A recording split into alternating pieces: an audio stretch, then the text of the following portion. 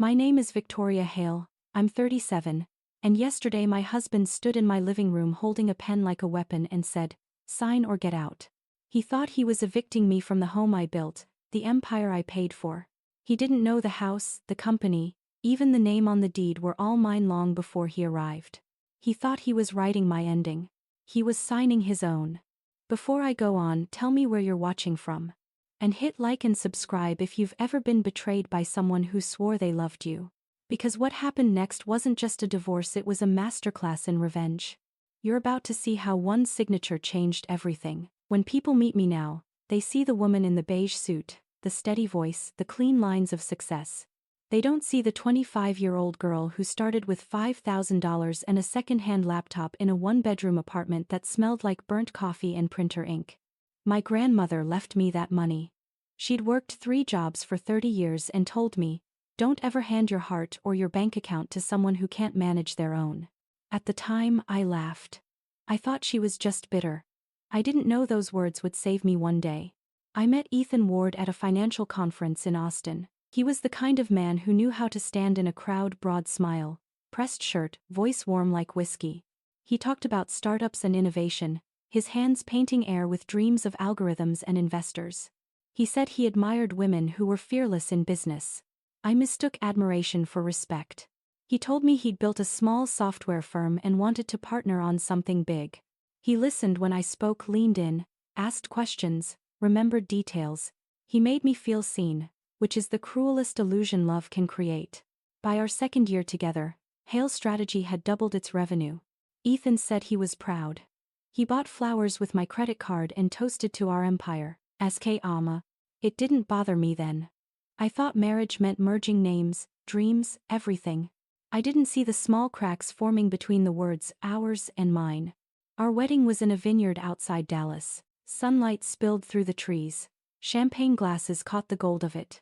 Ethan whispered, "We'll build something no one can tear down." His hands shook when he slipped the ring on my finger. I thought it was love. It was ambition. The first year of marriage was easy. He called me his genius, introduced me as the brain behind Hale's strategy.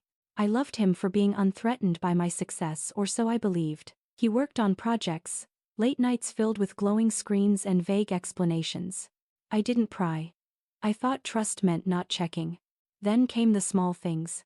A client called asking for Ethan from Hale's strategy. He'd introduced himself as co-founder in a meeting I didn't attend. When I asked him about it, he laughed it off. "It makes us look unified. Investors like that." I let it go, too busy running actual numbers while he chased impressions. My office became our shared space, his papers spilling onto my desk, his voice filling my conference calls. He started using "we" in interviews. "We're restructuring Fortune 500 clients. We just signed Morrison Group." Each "we" erased a part of me. One night, I came home after a 14-hour day. The house smelled of his cologne and disappointment. He was sitting in the kitchen, scrolling through my company's financial dashboard on his tablet. "You made $500,000 this quarter," he said. "That's incredible for us." For us, he said it like a claim, not a compliment. I didn't know it back then. But Ethan wasn't learning about my success, he was studying my structure. He wanted to understand how to own it. His mother, Sophie, adored him in that way mothers sometimes love their sons too much. She'd pat his hand and say, "A man needs to feel in control, Victoria. Don't make him feel small." That word echoed in my head long after she left. I started noticing how Ethan smiled less when I talked about work. How he interrupted my meetings with trivial requests. He was shrinking me piece by piece, so he could feel tall again. The turning point came on our 4th anniversary. I gave him a Rolex. He gave me a printed proposal for a new joint venture, Ward Hale Innovations. His idea was that we merge my consulting firm with his tech startup. He called it a marriage of vision. I called it absurd. He smiled, not offended, just patient like a teacher with a slow student. "Babe, it's all in your name anyway," he said. "We just need to make it official." I didn't realize official meant transferring ownership. That night, while I slept, Ethan sent a digital signature request to our bank under my name. When I woke up the next morning, the coffee was already brewing. Ethan was humming in the kitchen, like nothing had happened. He handed me a mug, kissed my temple, and said, "You'll thank me someday. I'm just helping you organize things." I didn't question it. Love makes you polite. It teaches you to explain away the unease sitting in your stomach. The weeks after that were full of small inconsistencies, numbers that didn't add up, emails I didn't remember sending. Then one Friday, Alana, my financial assistant, came into my office pale as paper. "Did you authorize this?" she asked, sliding a document across my desk. It was a wire transfer for $150,000 to a company I'd never heard of, Ward Technologies LLC. The signature was mine. The authorization code was not. My throat went dry. "When was this processed?" "3 days ago," Alana said softly. "It came from our shared corporate account." I called Ethan. His voice was breezy. "Relax, Vic. That's the seed money for my prototype. You'll get it back triple." "My prototype?" I repeated. "You used my company's money." He laughed. "Our money. Come on. Don't be dramatic." That was the first time I realized Ethan wasn't delusional, he was deliberate. A few days later, I found Rachel Torres, a journalist from Forbes Women, waiting for me in the lobby. "Off the record," she said. "I've been hearing rumors about Hale Strategy having a silent co-founder. Someone named Ethan Ward." I smiled through my clenched teeth. "Rumors travel faster than truth, Rachel. But thank you for letting me know." That night, I drove home under a sky thick with Texas rain. The city lights smeared across the windshield like broken gold. I sat in the driveway for a long time, hands gripping the steering wheel, staring at the house I'd bought with my grandmother's inheritance, the same house where I thought I'd built a life with a man who now used my last name as a ladder. Inside, Ethan was on the couch, TV flickering against his face. "I got us an interview," he said without looking up. "A podcast called Power Couples in Business. They want to hear about how we built Hale Strategy together." "How we built it?" I asked. "You haven't worked a single day there." He muted the TV. "People love stories, Vic. They don't care who filed the paperwork, they care about the brand."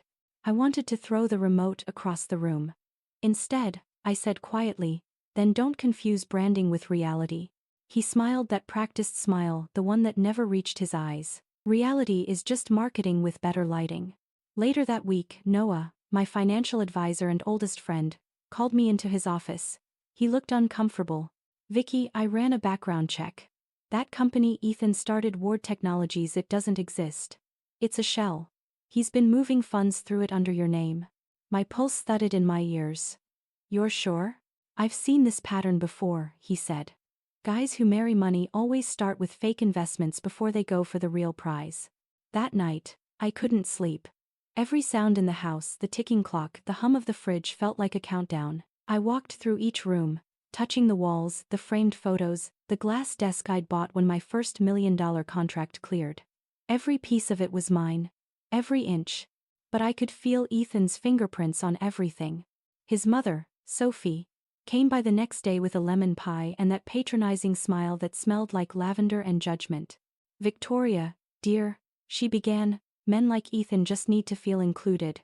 You've built such a big empire. It's natural he wants to be part of it." I looked at her across the kitchen island. "He's welcome to be part of my life. Not my bank account." Her smile faltered. "Careful, dear. No one likes a woman who keeps score." "I'm not keeping score," I said. "I'm keeping receipts." By the time I found out Ethan had taken a second mortgage against the house, it was too late for shock.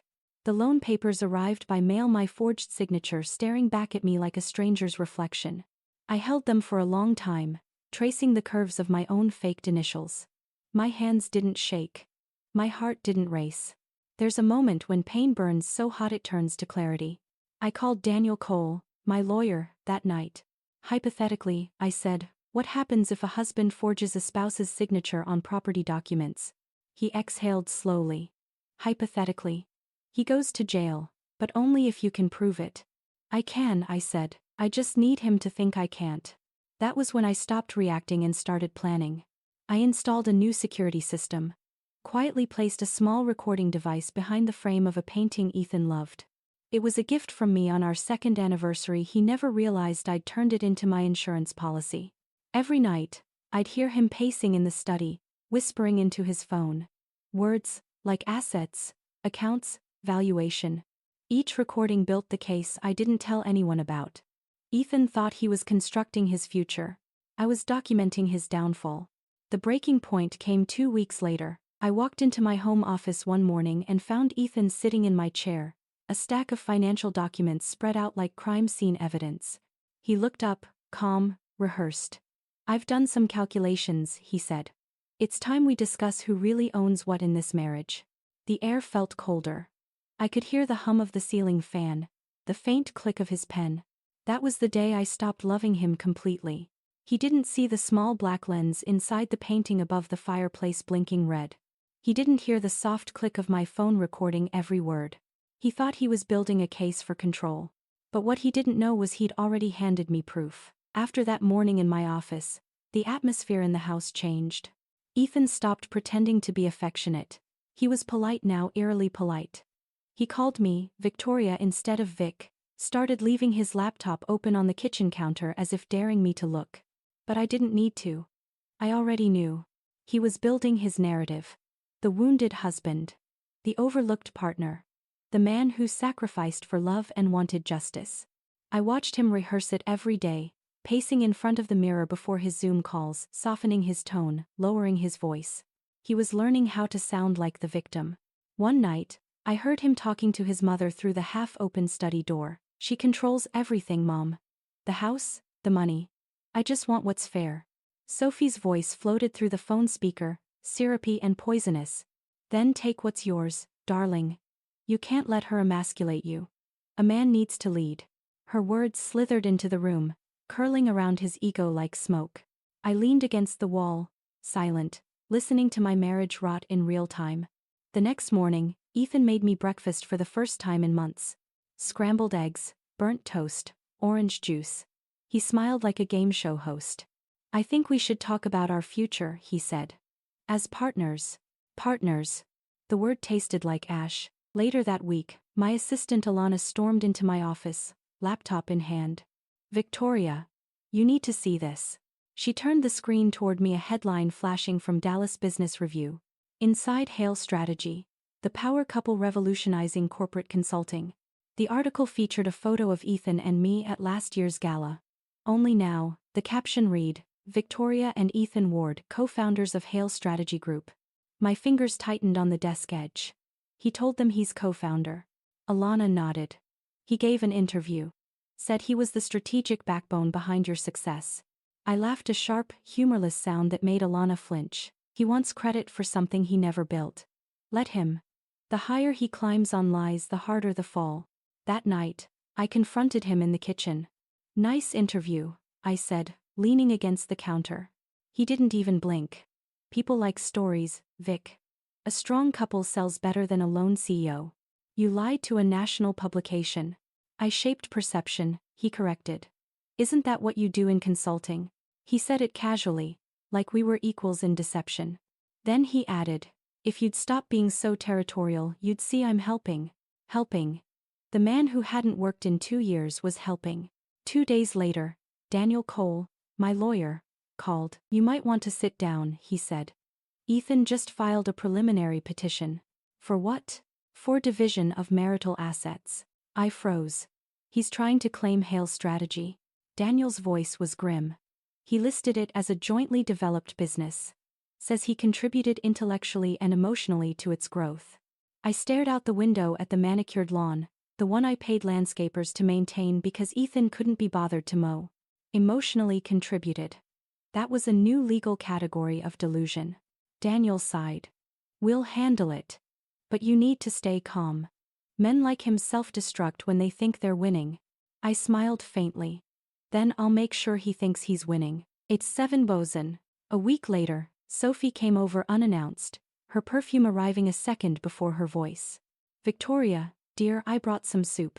She set down the bowl on my marble counter like she was performing an act of charity.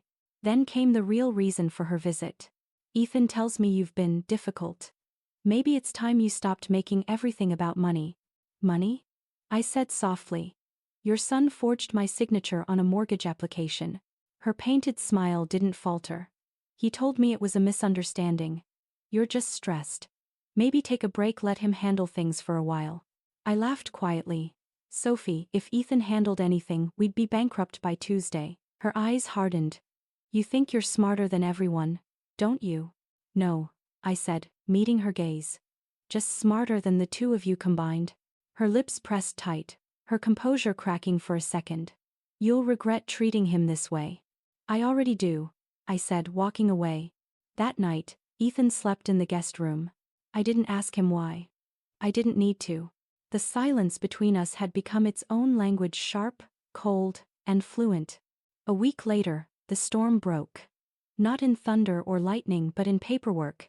I was in the middle of a client meeting when Alana texted, "You need to come downstairs." Now, when I arrived, 2 couriers stood in the lobby, each holding identical brown envelopes stamped Ward versus Hale. They handed them over with the same neutral expression people use when delivering bad news they don't understand. Inside was Ethan's official petition. 30 pages of delusion printed on legal paper. He claimed half my company, half the house, and a portion of my grandmother's inheritance, calling it a shared marital contribution to family equity. I read every line twice, the words blurring together like smoke. He hadn't just declared war. He'd written the manifesto for it.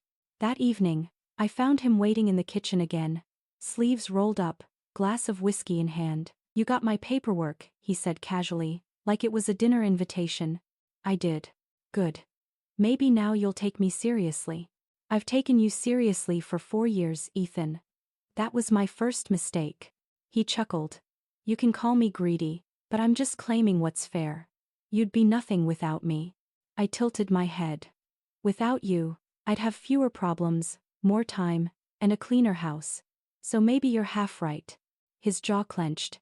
You think you can humiliate me? People are already talking. I'm the guy whose wife thinks she's smarter than everyone. I smiled faintly. You're the guy who keeps proving her right. The next morning, Rachel, the journalist, called me from an unknown number. You should know, she said. Ethan reached out. He wants to clarify his role in Hale's strategy for a follow-up article. I closed my eyes. He's trying to rewrite history.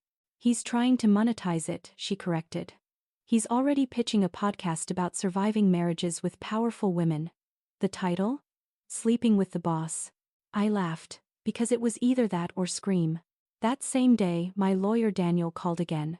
Ethan's lawyer just filed a motion claiming emotional distress. He says your success emasculated him. Is that a legal argument or a therapy session? I asked. Daniel exhaled through his nose. Both, apparently. Don't worry, Victoria. He's overplaying. I'm counting on it. By the weekend, Sophie had joined the campaign. She started calling relatives, mutual friends, anyone who'd listen. Her version, poor Ethan. All he ever wanted was to be included. Victoria pushed him out. Every pity story came with the same refrain: he's just trying to protect what's his. Meanwhile, I kept smiling. I showed up to work. Attended board meetings. Answered questions with grace. If Ethan wanted a public war, I'd fight it in silence. Quiet destroys arrogance faster than anger ever could. Then, one evening, Noah, my financial advisor, came to my house with a flash drive. He looked grim. You should see this before it hits the internet. He plugged it into my laptop. There it was, Ethan on a podcast, sitting across from some slick-talking host, explaining how he built Hale's strategy from the ground up while his emotionally unavailable wife took the credit. He laughed at his own lies, the sound brittle and hollow.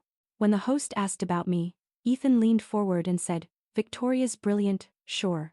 But brilliance without compassion is dangerous. I tried to save her from herself. That line, "I tried to save her from herself," stuck to me like oil. He wasn't just rewriting the story. He was turning me into the villain. The next morning, I drove to the office early. Alana was already there, eyes red. Victoria, there's more. She handed me a folder, emails between Ethan and one of my biggest clients. He'd offered them consulting services using Hale Strategies branding and promised cheaper rates. He's stealing your clients, she whispered.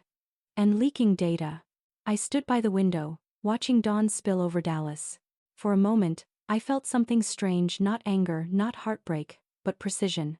The same precision I used to build my company. Because this wasn't chaos anymore. It was calculation. By noon, I'd called my lawyer, my accountant, and my PR manager. I ordered a full audit of every transaction Ethan had touched. And that night, I did what he never expected. I made dinner. Candles, wine, his favorite pasta. He looked suspicious but flattered. Peace offering? He asked. Maybe, I said. Maybe I'm just tired of fighting. He smiled. Finally, we ate in silence. I watched him drink the wine, watched his guard drop with every sip. Then I leaned back and said softly, "Tell me, Ethan, when you look at me, do you really think you can win?" He blinked, confused. "I already am." "Good," I whispered, smiling. "Then keep thinking that." He laughed, oblivious. "You know what they say, possession is 9/10 of the law." I raised my glass. "And ignorance is 10/10 of your strategy." He didn't know that by the time the plates were cleared, every device in that room had been recording. Every word. Every lie. Every self-incriminating phrase about our assets, my company, our accounts. He thought dinner was reconciliation. It was evidence collection. The man across from me didn't realize the war was already over. He just hadn't received the memo yet. The night everything broke began too quiet. The kind of silence that hums just before the storm. I came home to find Ethan dressed in one of his suits, navy, pressed, and smelling faintly of my cologne. He'd set the dining table like a movie set, dim candles, takeout plated on my grandmother's china, papers stacked neatly at his side. He smiled when he saw me. "We need to talk," he said, his voice low and rehearsed. I walked closer. The air smelled of soy sauce and whiskey, a poor attempt at sophistication. "What are we talking about this time?" "Our future," he said, pulling out a chair. "Sit." The last time he said that, he was holding a mortgage document with my forged signature. Now, he was holding a manila folder. He slid it toward me like a magician unveiling a trick. "These are divorce papers," he said calmly. "I made them fair." "Fair?" I flipped through the pages, each line more ridiculous than the last. He wanted half of Hale's strategy group. The house, my car, my trust fund. He even listed my grandmother's jewelry as shared marital assets. "Is this a joke?" I asked. "It's what's right," he said. "You built this company while I supported you. I gave up my dreams for you. Your dreams were YouTube motivational videos and gym selfies, Ethan." He slammed his palm on the table. "I maintained our home." I smiled coldly. "By outsourcing it to cleaning services I paid for?" His jaw flexed, but he recovered quickly. "You can sign this peacefully, or we can go to court. Either way, I'll get what's mine." He pushed a pen toward me, the cheap kind you pick up at a bank counter. I looked at it for a long moment. Then I looked at him, really looked at him, the man I once loved, now sweating under candlelight, mistaking manipulation for power. "Fine," I said quietly. "You win." Relief flickered across his face. He leaned back, smug, the kind of man who thought the ending was already written. I signed every page, slow and deliberate. My hand steady. Each stroke of my pen wasn't surrender, it was precision. When I finished, I set the pen down and reached into my pocket. The house keys jingled softly as I placed them beside the papers. He smiled wider, mistaking ceremony for defeat. "Smart choice, Vic. You'll thank me later." I stood, gathered my coat, and said, "I already do." He frowned. "Where are you going?" "Home," I said. "The one you just gave me back." He laughed, confused. "You just signed it over to me." "No, Ethan. You just signed a confession of fraud." "Those documents you made me sign?" I glanced toward the hidden camera in the corner, blinking faint red. "They were already invalid. Every clause contradicts the trust that predates our marriage." His smile faded. "What trust?" "The Hale family trust," I said evenly, "established 2 years before we met. It owns everything, the company, the house, the patents. And you just admitted you knew that." He froze. "That's not." "It's recorded," I interrupted softly. "Every word. Every threat. Every false claim of ownership." He stood abruptly, knocking over his chair. "You set me up." "No," I said, walking toward the door. "You built your own trap." "I just left the light on." His voice cracked. "You can't do this to me." I turned, hand on the doorknob. "I didn't," I said. "You did it to yourself." The next morning, I sat in my lawyer's office when his call came through. Daniel put it on speaker. "Miss Hale," Ethan's attorney stammered. "Do you have any idea what you just made him sign?" He admitted to fraud. to claiming assets under a protected trust. Daniel smiled, the kind of smile you only see when justice finally shows up. Yes? He said. We're very aware. I hung up before Ethan could speak. The sound of his panic through the phone was enough. Outside, the sun was rising over downtown Dallas, gold light spilling across the glass towers. I took a deep breath. The city felt sharper, cleaner. For the first time in years, I wasn't holding my breath.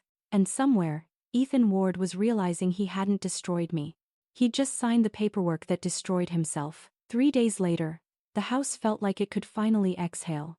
The air was lighter. The curtains stayed open. The walls didn't echo with arguments disguised as conversations. Ethan was gone.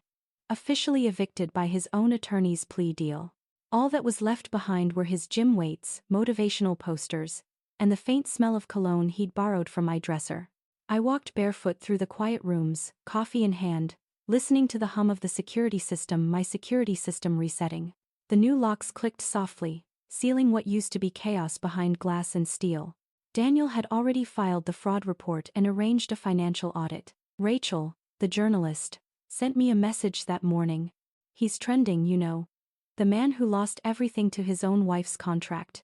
She added a wink emoji and a link to her latest piece, The Fall of a Fake Founder. I didn't open it. I didn't need to. The truth had finally gone public and I didn't have to say a word. That afternoon, Alana brought me an envelope she'd found in the office mail, no return address. Just my name written in familiar, desperate handwriting. Inside were 2 things, a wedding photo, and a note that read, "You ruined me." I placed it in the shredder without hesitation. Ruination wasn't mine to claim, it was the interest he'd earned on his own deceit. When the machine fell silent, I opened my laptop. The Hale Trust account balance gleamed across the screen. At the bottom of the portfolio, a new fund appeared, one I'd quietly authorized that morning. The Women in Business Recovery Initiative. Every cent recovered from Ethan's fraudulent accounts would go to women rebuilding their independence after financial abuse. Revenge wasn't taking something back. It was turning damage into leverage. As the sun dipped below the skyline, I watched my reflection in the glass, calm, steady, unshakable. They thought they'd taken everything. But they'd only handed me the weapon I needed. If you've ever built something on your own and watched someone try to claim it, you know that silence can be the sharpest form of power. Ethan thought he was writing my ending, but all he did was draft the beginning of my next chapter. What was your favorite moment? The dinner scene? The lawyer's phone call? Or maybe the look on his face when he realized the trust existed? If you've ever been underestimated, subscribe. Because this story isn't over. Not for me. And maybe not for you either.